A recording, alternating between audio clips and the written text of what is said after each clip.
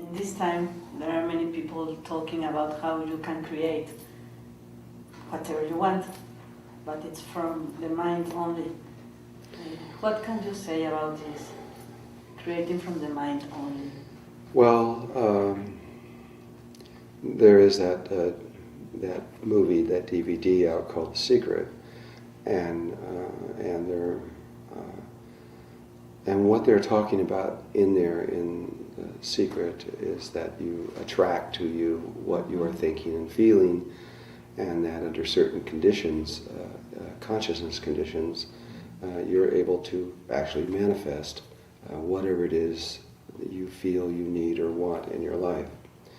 And I agree with them, it's absolutely true. It will work, and if you do it properly, it'll work every single time.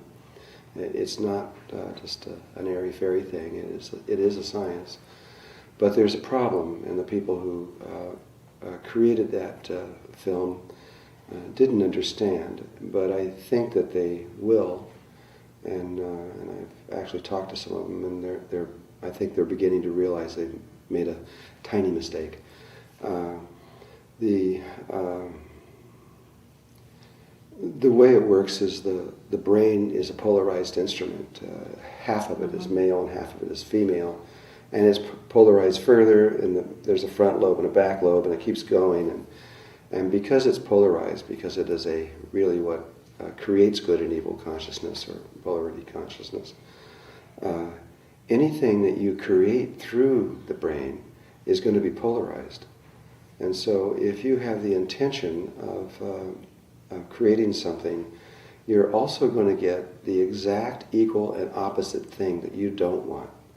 And and it's going to come at you from behind, and you're not going to see it coming. So you're going to see what you got, and you go, I got what I want. But then coming from behind you will be exactly what you don't want. And it'll be of the same value, the same power as the other one. In physics, it's if you push on this wall like that, the wall actually pushes back with an equal and opposite force. It's the same way like with a rocket ship. The rocket ship shoots the force down, and the rocket ship goes up with a precisely mathematically equal amount of force. And creation from the mind is no different. And so once that's really, really understood, it becomes clear that creating from the mind's not a good idea. It just, creating is a good thing, but in that way, it's not a good idea. However, creating from the heart is different, because the heart is not polarized, and it doesn't have any of that polarization. It is where true love resides, or unconditional love that has no opposite polarity. And so if you create, you can create, and it's a slightly different way to create through the heart than it is through the mind.